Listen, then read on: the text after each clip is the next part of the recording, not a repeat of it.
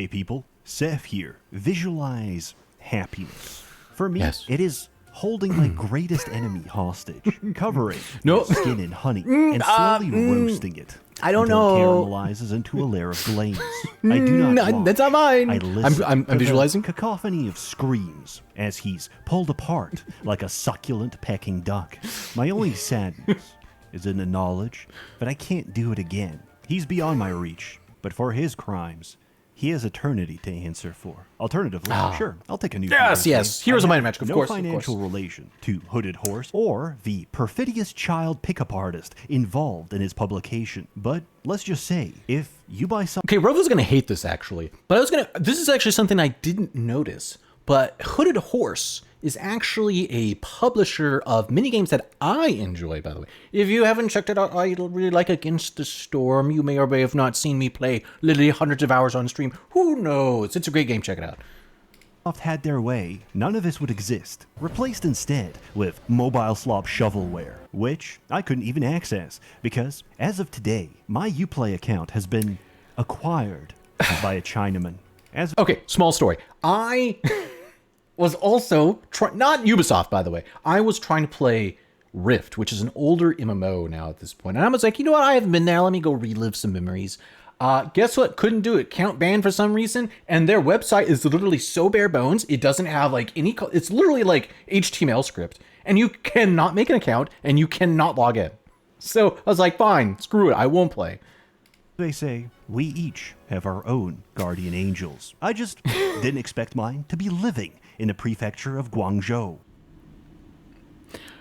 As someone who is on several Am I watching lists, Stimpy? my online security is very important to me. For the past few months, I've been going to coffee I shops, see. I still don't think they do ingratiating in-game myself ads. with the old and infirm, and What is the- integrating myself into their geriatric communities. Before long, I wanted to someone play. asks me for help with their computer. I oblige, knowing they really just need some company. But this is where I strike. Instead of fixing their computer, I steal their computer and tape a screenshot of a Yahoo Mail inbox to the monitor. I'm able to get about a week's worth of use out of their system before I have to ditch the evidence and repeat the cycle. Worse still, I can feel myself This is an slipping ad? away, as each time I'm forced to snuff out the tender flame of compassion from my heart to do so. There has to be a better way. Introducing ExpressVPN. ExpressVPN routes all of your Oh, not online Nord. activity You're to secure wrong. encrypted servers. It's more effective than elder abuse and a lot easier on the wallet. Those backgammon lessons were really starting to eat into my figurine budget. What figurines? That's for me to know and you to never find out, because ExpressVPN is like being on the Epstein list. Nobody will ever know where you were or what you did. Not your internet provider, data brokers, invasive Wait, is that Bad advertisers, Apple? nor scammers. Wait, is that Bad Apple? ExpressVPN keeps you safe. With just one click, you can secure up to 14 devices simultaneously. And right now, you can get ExpressVPN for Potato. just $3.49 a month. That's what they- hey, less they than would the say they allowance have my different parents give services. me. And if you scan the QR code, click on the link in the description below, or just go to expressvpn.com/Sseth, you can get 4 extra months of service. That's expressvpn.com/Sseth for 4 extra months of Yeah, service. yeah, come on. I want to get back to Heroes of Might and Pretty much Magic. the same. Prior to standardized testing, IQ was measured by a player's build order. Regular humans are capable of long-term decision-making, prioritizing an economy, while others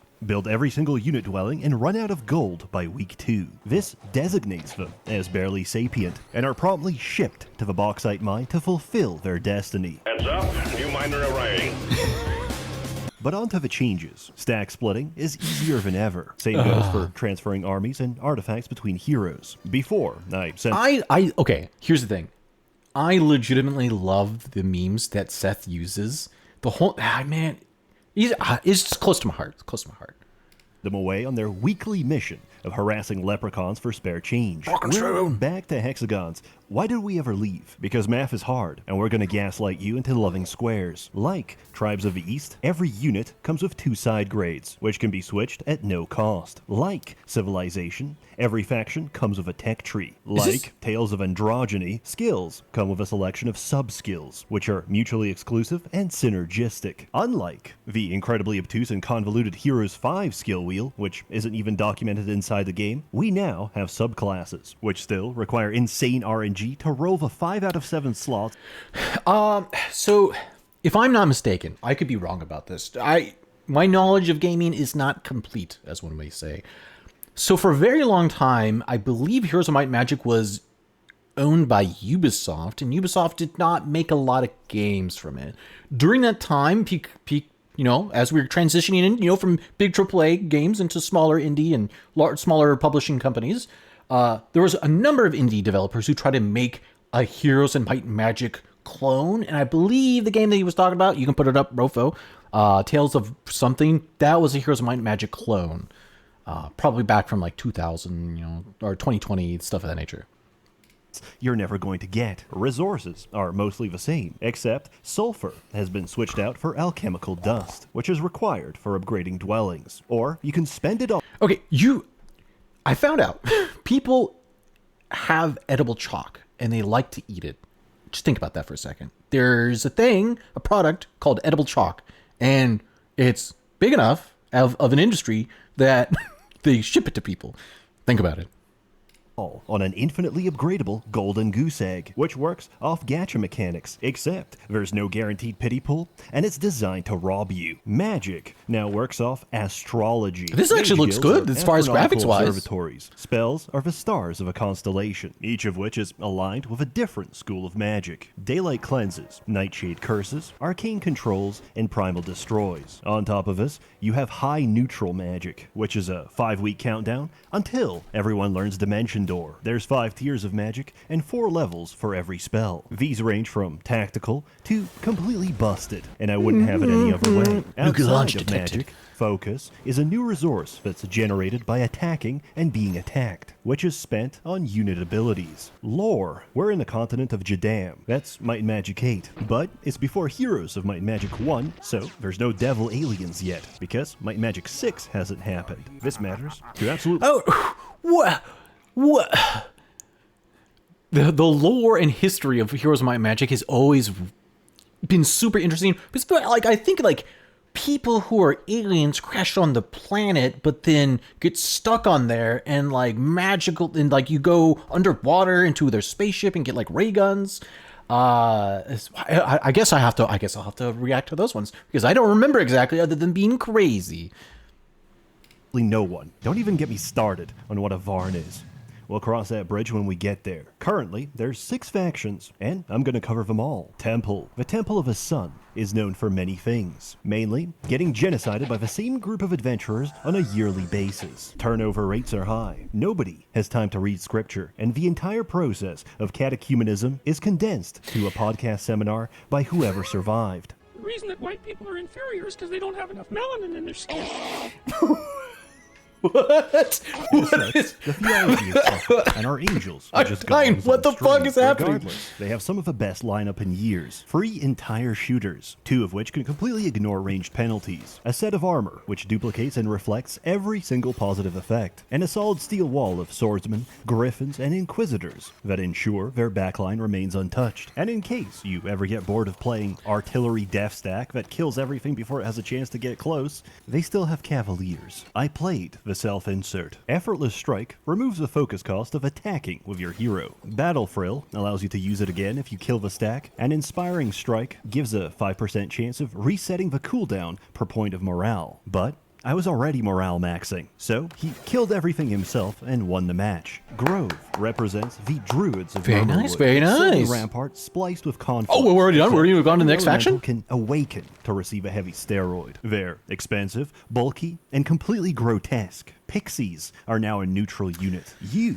get the scraps left over by your haggard butch lover. An amalgamation of rotund chopplegangers that belong better in a trench than broad daylight. Physiognomy aside, they take some getting used to. Understanding is half the battle. Oh man, And I wish I had unfortunately, hands so you could see what I'm retarded. doing right now. Grove has the best casters, the strongest magic, and the fastest unit in the game, which guarantees you the first move. Each spell has its own cooldown, so I can't spam Armageddon, unless I retreat, return with another Phoenix, and spam Armageddon. But that's not always viable, because single hero and tournament are very popular variants. So instead, I play this abomination, whose mirror copy works on the enemy to duplicate their strongest death stack under my direct control, which then proceeds to murder the original. And since I'm abusing Thaumaturgy and Murmurmancers, this will be my 4th spell on the first round of combat. And then I found out about luck, Grove's synergy with luck, and how, as a result of several sub-skills and laws, each of my units now crits for 300% damage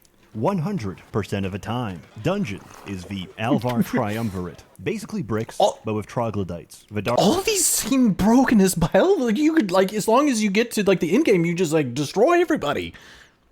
Dark Elves are in collaboration with the dragons of Garrett Gorge and the Minotaurs of Ravage Roaming, resulting in a combined alliance of strength, resilience, and centralized banking. Each of their units come with a unique fighting style. Troglodytes can spit phlegm. Infiltrators can infiltrate other men, and the rest basically land more hits based on the position of the enemy, punishing tight formations, close groupings, or just existing in the general vicinity of a dragon. The trade-off is less damage, until you develop a legal system and simply outlaw the penalty. As merchants, we play Nice. Good laws. We take Antiquarian, unlock his money printer, and buy every artifact in the game, as their sum greatly outweighs the monetary cost. Necropolis. The necromancers of Shadowspire don't know how to raise dragons yet. So far, we can fuse them together. All we need is several living dragons and the entire economy. And then, my enemy casts Guillotine, turning the most powerful Tier 8 neutral into the most expensive pile of milk bones. Accordingly, vampires are your new ultimate, because that's all we can afford. The blood waterfall isn't even real, it's just red 40. My wife is dead. I don't want to remarry. I just want to summon skeletons. His rewind life can overheal and over-revive to create temporary stacks for the duration of a fight. All life is endless increases the effect of heals and revives, which synergizes with summon avatar to double this bonus. I take no losses, because at the start of every fight, I multiply my ghosts, which coincidentally also have the ability to multiply, leading to a carefully managed feedback loop of infinitely rising numbers. Or just take Kelgul, rush Dread Knights, and win without firing a single synapse. Schism. On the continent of Arathia, to the north of Avlee, is meant to be Vori, the land of the Snow Elves. This region was never implemented or playable, so it's subject to a lot of speculation. Schism is complete fanfiction where Dark Elves have discovered and dug up Vori rituals to pull creatures from other planes, or the negative space in between. Is that No, that's impossible. It's a squid. Oh my As a result, god! everyone is melting, going insane. One thing, you know, bro, if I definitely put this up if you want to, it depends if we can. But there have been some very interesting camera angles for all of these units. I'm just saying, there's been some very, like, anime style, like, camera work going on. Or bloat maxing. In exchange, they win the numbers game, using dead tissue to bind more horrors, and using victories as momentum to artificially inflate their stacks. Hive, following Heroes' tradition. That was of it? having That was quick? Inferno as the worst faction, Hive makes an attempt. They get the coolest Tier 1 in the game, with the best idle animation. But they have absolutely no shooters, unless you have a mountain of resources for a Tier 6 side grade. And they don't care. Once they close the gap, there's not much you can do, except watch them multiply, because they can also lay eggs. Now, normally, there's counterplay to a highly vulnerable patch of temporary troops that take time to hatch. Except, the Hiver put his hornets on standby, so he'll always get the last move, lay his eggs, and spawn them without contest, at which point his cooldown resets. But that's not too bad, until you encounter a Maniacal Reaver, and lose half your board in a single turn. You see, normally, units take turns and wait for everyone else. Maniacal Reavers ignore this paradigm entirely, because as long as they get that Call of Duty hit marker, they get a second, which is separate from morale, so they get a third. As your eyes start tearing up, and your Pampers diaper sags under the weight of its liquid gold, a fucking worm shows up Jesus and eats Christ. the rest of your stack. Also, don't try to mix armies, or a single Hive mother will ruin your day, as she multiplies her stats and propagates them to the entire swarm. But so- everything I've described, It's so bad.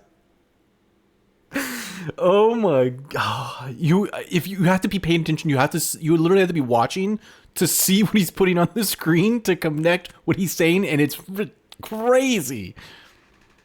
Also, hello.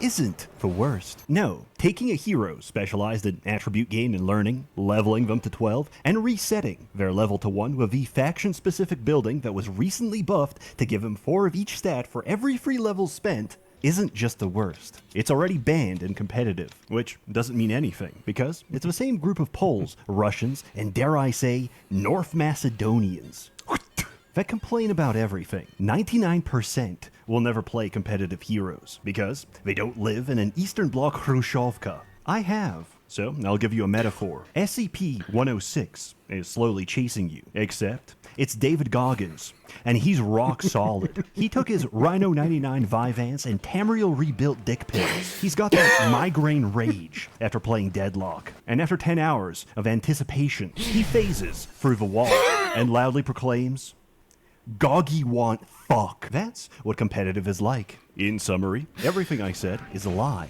Necro and Schism are currently busted. Hive sucks ass. And I'm not handing away strats to my enemies. The music is good. The town screens are nice. The story and writing is atrocious and sounds like the we intrusive gotta faults expect of that. a Tumblr blog. There's no teams for players, no underground, no water tiles. But none of that really matters. It's early access, and they seem to be doing a good job. This is the same team that brought us Darkest Dungeon without the gay sex. I believe in them. If you like heroes, you'll like Golden Era. But why listen to me? I'm an influencer. Do you know what that means? I'm one plane flight removed from being a human porta potty in Dubai. Don't listen to my shit. Decide for yourself. As always, more content to come, so stay tuned. A warm thanks to the many members of a Merchants Guild, generously funding and bankrolling these videos. You're all truly wonderful. Have a good one. So I think that actually looked really good in my personal opinion. Yeah, that looked really good. I haven't played almost any Night Magic. I can't remember. I think I played like one or maybe a clone of it. I don't know. Yeah, but yeah, that looked really good. I thought that was once again crazy video with the combination stuff. Seth, knock it out again. Please go check them out. They're wonderful. Thank you again. I love you guys. Yes.